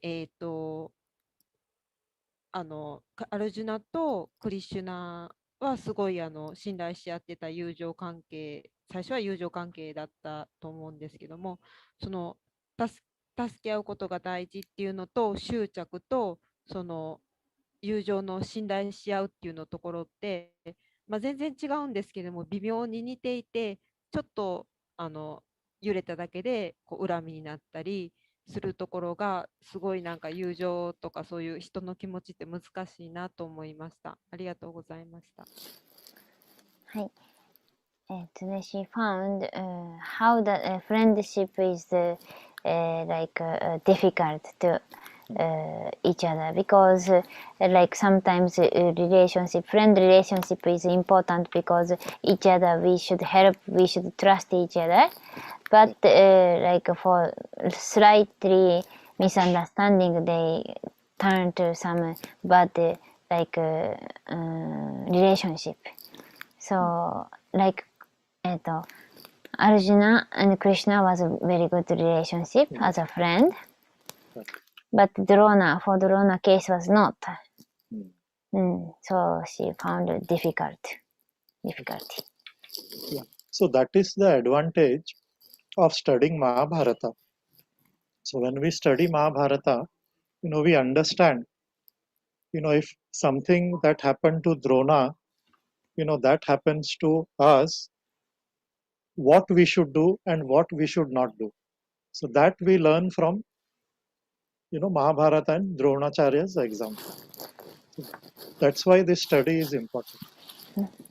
ですので、そのマハバラタでこのようなドローナチャリアの、友情とか裏切られるようなことっていうのは私たちの身にも起こることで、だからこそこのようなお話からじゃあ何を勉強するのか、何を学ぶのかということがとても大事になってくるかと思います。ありがとうございます。じゃあ、千穂さん、お願いします。はい、ありがとうございました。このストーリーになってくると人の名前がたくさん出てきて、ちょっと誰が誰やったやろみたいなちょっとこんがらがってきちゃうんですけど、一つだけちょっと質問いいですか？ハスティナプラに行った時の、ドローナがハスティナプラに行った時のお話で、ここのシーンは初めてそのパンダバ兄弟とか、あと、ビーシュマと初めて会うシーンっていう認識で大丈夫ですか？パンダバと、ドローナが初めて会う？ドローナと、はい。初めて。ビーシュマは後から会いますよね。はい。はい。なんかゲームをしてて、そこで、木の枝を、井戸に落ちたやつを取ろうとしたらっていうところですか？そうです、そうです。そこが初めて。はい。So, she has question. The scene which Prince was playing a game with each other and the stick has drawn down to the well. And that scene was first time met of Drona and Pandavas? Yes. Yes. Okay. そうですということです。わかりました。はい。で、ここからなんかこう、なんだろう、ドローナが、アルジュナに特別な気持ちを持って、武術とかを教えていく中で、なんかすごい、親しい関係になってると思ったんだけど、やっぱりその、クルクシェートラの戦いの時に、そのアルジュナが、その最初絶望するっていうところから始まってる、そのアルジュナの気持ちがなんかすごく切なく感じたなと思いました。ここの話を聞いて。はい、以上です。はい。Today she found Arjuna and Drona had like a deep relationship, like as a teacher and the disciples. So that's why when she read Bhagavad Gita, then in the Kurukshetra, the later Arjuna will lament for his misery because he have to kill the Drona. He have to be opposite of Drona because he's a acharya, he's the teacher of him. And that's why she had a sympathy to Arjuna. She felt like understanding about the feeling of Arjuna, why he was lamenting like that. Yeah, this Dronacharya and Arjuna, this is very deep. They really, respected, had affection for each other. To the extent that Dronacharya taught things to Arjuna that Dronacharya didn't even teach to his own son, Ashwathama, initially. Then when Ashwathama became adamant, he obliged. So that was Dronacharya's love and faith for Arjuna. And for Arjuna only, Dronacharya committed another, that pastime of Ekalavya. So he was ready to take that, that bad name for himself just to protect Arjuna. で、エカラビアの話ってしましたっけ？前回。Last time we spoke about エカラビア or not? Yeah, it was just one or two lines. ちょっとだけ出 story て is there. はいはい It はい。will come in the future. OK。まだ、これから出てくる話なんですけど、とにかく、確かに、ドローナと、アルジュナの間には、とても、深い愛情関係、師弟関係がありました。その証拠に、ドローナは自分の我が息子である、アシュワッターマにさえ教えなかった、武術の知識っていうのを、アルジュナだけに教えていたりとか、そういうことがありましたし、また、これから、エカラビアという弟子が出てくるんですけども、それも、アルジュナを守るためだけになんかある、出来事が起こったんですね。それは、ドローナがしたことなんですけど、いろんなことがありますけれども、ということです。ありがとうございました。はい、ありがとうございます。じゃあ、皆さん言いましたか？言ってない人いないですか？じゃあ、ビデオ So, let's see the video quickly. Okay, you have anything to say, Mataji? Yeah, actually, I have no time. So, maybe Okay. let's go quickly. Okay. So, we'll quickly start. If not, we will see next time in more detail, but this is how it is. So, I'm starting the video. So, here you see, so this is Sudama. Yeah, but no sound coming. No sound coming, it's in Hindi just.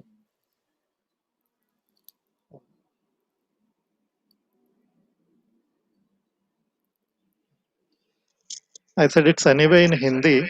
Oh, okay. So, Yeah, is it, just does it same is matter? okay. Okay, no Okay. problem. So, what I'm saying is, this is Sudama there. He has Mm. reached Dwarka. Mm. He is trying to enter the palace, Mm-hmm. but the guard is, Mm. stopping him. Yeah. And the guard is sort of taunting him that you are just a beggar. If you want some money, just take it. We anyway donate money to beggars. Why are you calling Krishna your friend? Just go away. Don't speak lies. はい。で、ここで、貧しい、とても貧しいブラフマナであったスダマが、昔の、仲良く遊んでいたクリシュナが、友達だったので、そのクリシュナに会いに行ったんですね。で、クリシュナは、ブリンダーバの森のところでは友達として一緒に遊んでたんですけど、もう、その、時が経って、ドワラカという大きな王国の王様にクリシュナになっていたので、ここに住んでいたので、門番が、クリシュナにこのスダマを会いに来たんですけども、門番が止めて、君は誰だと。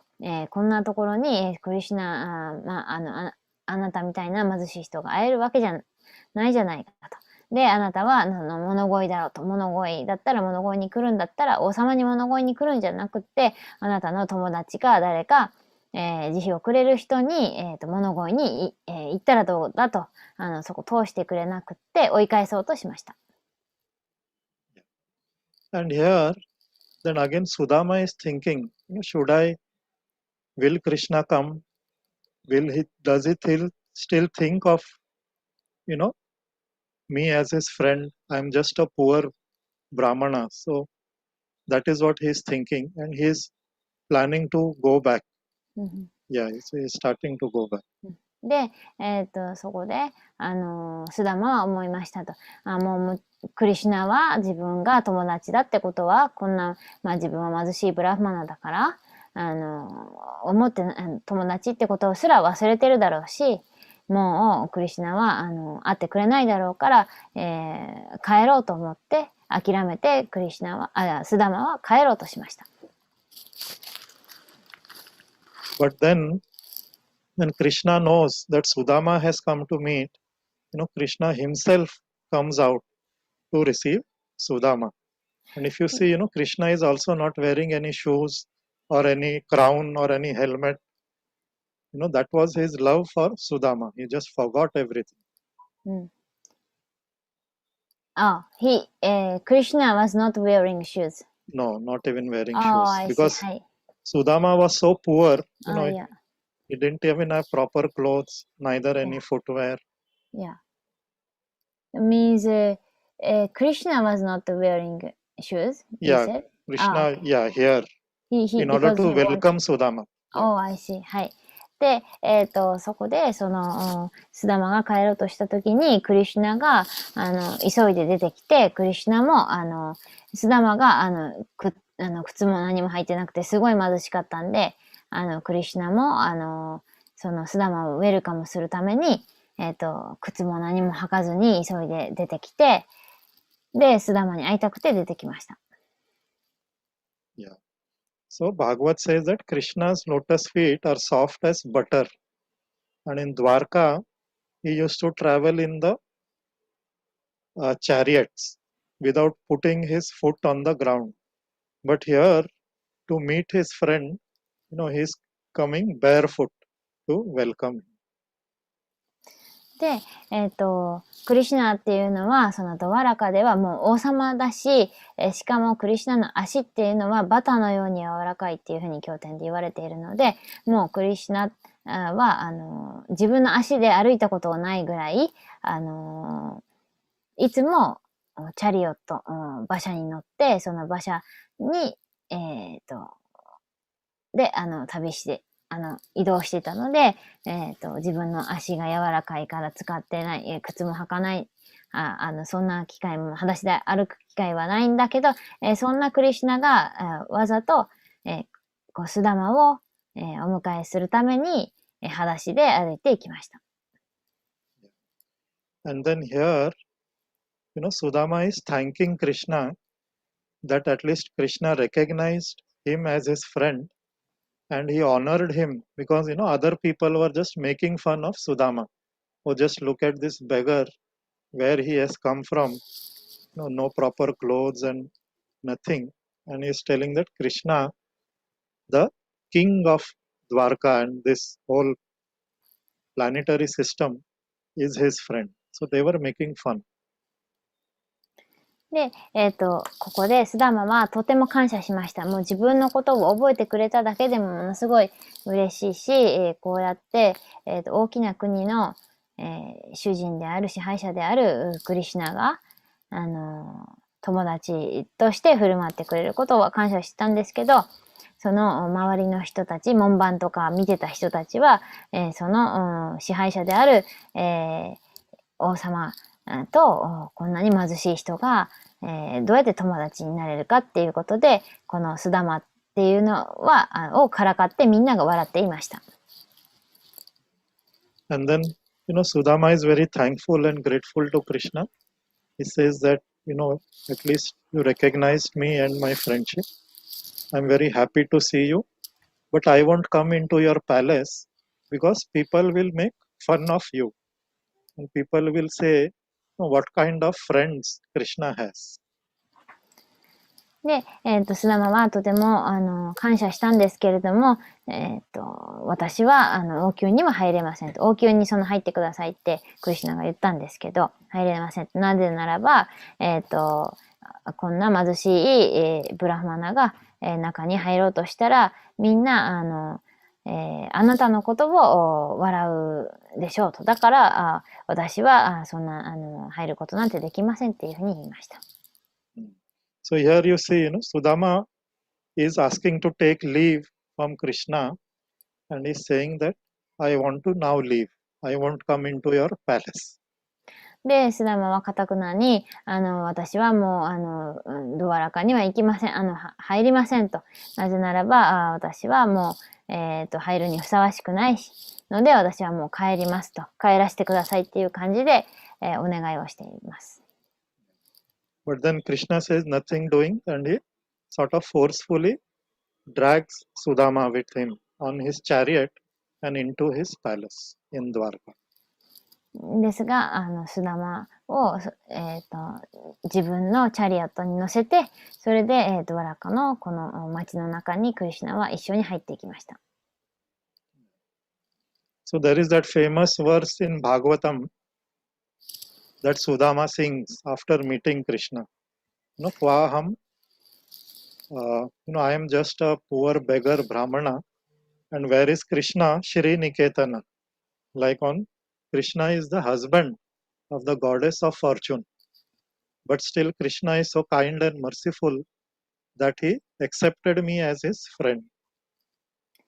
That is a famous verse. シリマット・バガバタバに有名な説があるんですけども、その説で言われているのは、スダマが言っている言葉で、僕は、シンプルな質素な本当に貧しい物乞いに過ぎないと。そんな私を、クリシュナは、リシニケタナと言って、シュリニケタナ。シュリニケタナと言って、幸運の女神の夫でもある、素晴らしいその慈悲をかけてくれる、人だから、こんな自分を友達として受け入れてくれた。So here again, we see Sudama trying to run away from Krishna and his palace, but Krishna will forcefully take him inside. で、ここでもクリシュナが中に、連れて行こうとしてるんですけど、スダマはもう逃げて帰ろうというふうにしています。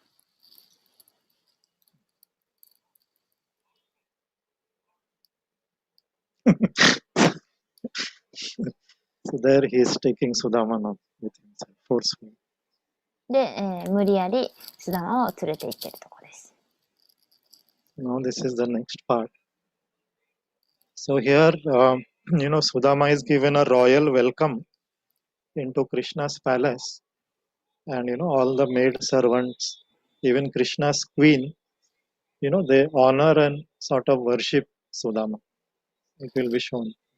で、この王宮の中に入っていって、宮殿の中では、妃たちとか、いろんなその召使いたちが仕えていて、そこで、スダマをクリシュナが自ら歓迎します。こうやって、奥さんとかがスダマを崇拝する。で、歓迎するっていうところです。So here we see Krishna honoring Sudama. で、クリシュナがスダマを称えています。なぜなら彼、ブラフマナで、一応ここではクリシュナ・クシャトリアという形になっているので、That is Rukmini. She is none other than goddess Lakshmi. で、この人は、この女性はラクシュミで、クリシュナの奥さんなんですけど、このルクミニっていうのは、ラクシュミの化身です。ラクシュミっていうのは幸運の女神ですね。ビシュヌの夫ですね。じゃあ、ビシュヌの奥さん。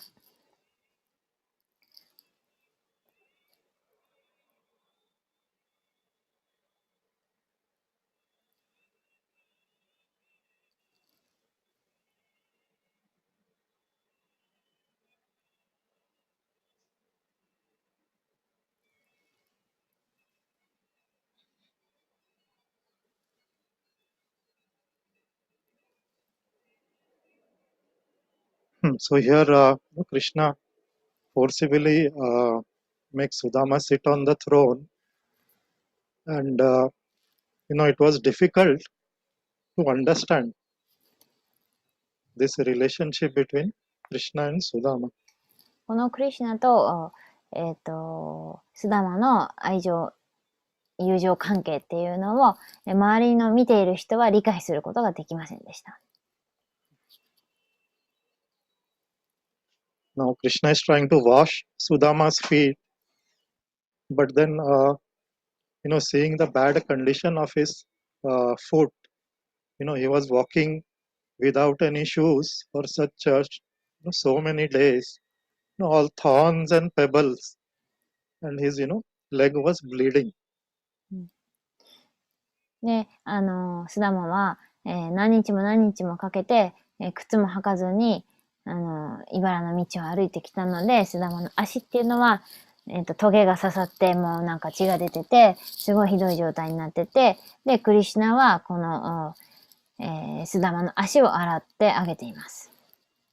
So, Krishna is not only washing his feet, but taking out the thorns and the stones, and Krishna also starts crying. で、この足に刺さったトゲとか石とかを取り除いてあげて、クリシュナが取り除いてあげながら、クリシュナもその痛かっただろうなっていうことで一緒に泣いているところです。Yeah, and all the time Sudama was trying to stop him because Krishna is God himself, and he is the king of Dwarka and the husband of Lakshmi. But here, he is just washing the feet of Sudama. で、スダマもそのクリシュナ、そうやってやろうとするクリシュナを必死で止めています。なぜかというと、彼はこのドバラカという王宮の宮殿の王様でもあり、かつ、宇宙の主のクリシュナ、思考人格心そのものであり、またこの幸運の女神、ルクミニの、ラクシミの、夫でもある、そんな偉大な人が、自分の足を触るのは耐えられないと思っていました。And instead of water, Krishna was washing Sudama's feet with his own tears. So if you see, he didn't use any water bowl to wash. Just by his tears, he was washing his feet. で、そのクリシュナがスダマのことを考えて流した涙で、スダマの足を沐浴したとされています。だから、ここでは、水を入れたボール、水で沐浴したんじゃなくて、その水を入れたボールっていうのは、見られてなくて、クリシュナの涙で沐浴しました。And now here, so Sudama, while leaving home, he didn't have anything to eat at home. It was very normal for his children and wife to not eat for 3-4 days at a time. で、彼の家にはご飯が全くなくて、彼の子供も奥さんも3、4日間何にも食べるものがないで飢えているっていう状態は当たり前でした。And even when he left home to meet Krishna, there was nothing at home. So his wife begged for some rice. And people just gave, unwanted, spoilt rice to his wife. And that is what he brought in that, that bag that he has, in that cloth that he has.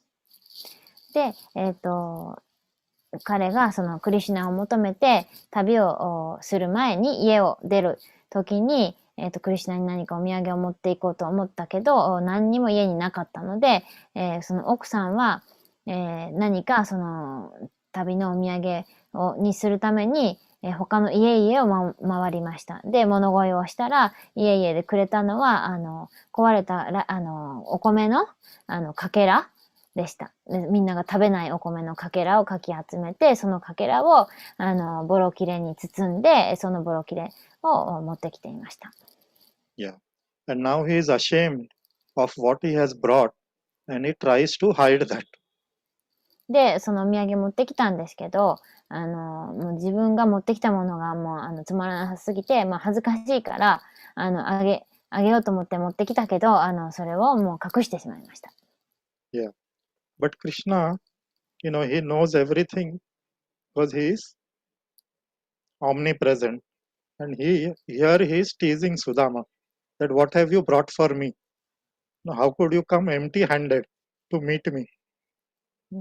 で、クリシュナは全知全能なので、何がその人に起こっているのかすべて知っているので、スダマが持ってきたお土産のことも知ってたから、知ってたんだけど、わざと、隠しているんだけど、君は、ここに来るのにお土産を持ってきたのに違いないと。どうかそのお土産を、私に渡してくださいっていうふうに言いました。Yeah.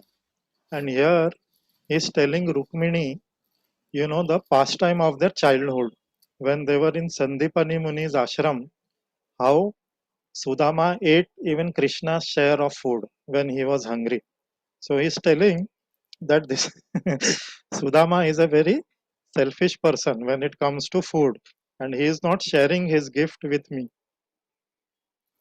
で、ここで、クリシュナは小さい頃の子供の頃の思い出をルクミニに語っています。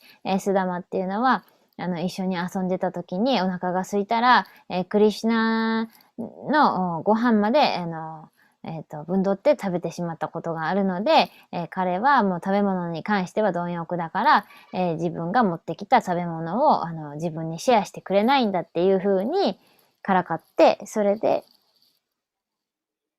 奪い取ろうとしました。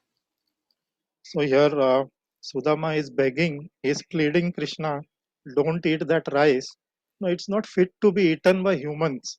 It's all spoilt rice.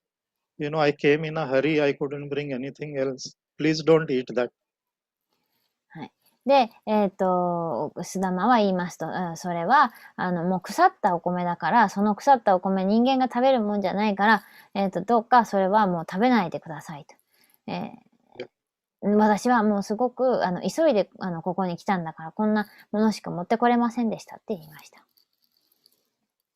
But then Krishna says that for that rice, which spoilt rice that is given with love, he will give up anything, gold, jewels, even this whole earth for that, for that rice. And Krishna starts eating.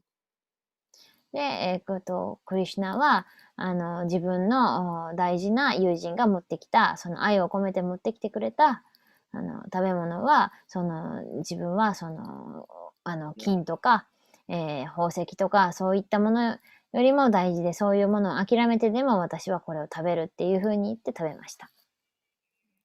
And just after eating the first morsel, even without Sudama asking, Krishna gave the heavenly planet to Sudama. The heavenly planet and all the wealth of the heavenly planet was given to Sudama. And all the controllers like Indra and all, they all became very afraid what will happen? で、一口食べたとこで、クリシュナは、スダマに何も聞かずに、もう、自分のお返しのギフトである、その天界の惑星をスダマに与えました。そこで、天界の惑星に、すぐに、スダマを移されたので、天界に住んでいる神々たちはいきなりそういう人が来たので、すごい不安になったというか、自分のものを取られるような感じで、恐れました。And here, after that second bite, Krishna gave all the wealth and this entire earth planet to Sudama. And everybody was sort of trembling that what is this happening? But Sudama didn't knew all this. で、スダマは今これ何が起こってるのか全然わかんないままなんですけど、二口目、クリシュナは食べて、その二口目、食べたところで、クリシュナはお返しとして、スダマに、この今住んでる宇宙中の惑星や全世界を彼の富を彼に与えました。でも何が起こってるかスダマにはわかりません。And with that third bite that Krishna was going to take, so he was giving his own planet, his own residence to Sudama. And that is when Rukmini stops him. で、その3口目食べようとしたときに、ルクミニーがそれを止めて、で、ルクミニーは、止めようとしたときに、クリシュナは自分の、宮殿や持っているその住民とか王宮とか、そういうものをスダマに与えました。And Rukmini then, she herself eats that final morsel of で、最後の一口はもうルクミニがその耐えきれなくなって、腐ってるからですかね。で、自分が最後の分を食べてしまいました。So that was the drama. I'll post this drama in the Line app, and you can hear it or try to see it. OK。はい。じゃあ、OK, this is end of the Yeah, drama? this is. Yes. はい。So it is just a clip. Drama is huge. This is just a small clip. はい。まあ、ドラマは長いんですけど、ちょっとこれで、少しだけお見せして終わりたいと思います。はい。OK, so thank you so much. じゃあ、今日遅くなってしまいましたので、ありがとうございました。じゃあ、次の振り返りだけ決めたいんですけれども、どなたかお願いしたいんですけど、ちほちゃん振り返り次してもらったりとかいけますか？次回はいつでしたっけ？次回ね、3週間後の同じ木曜日の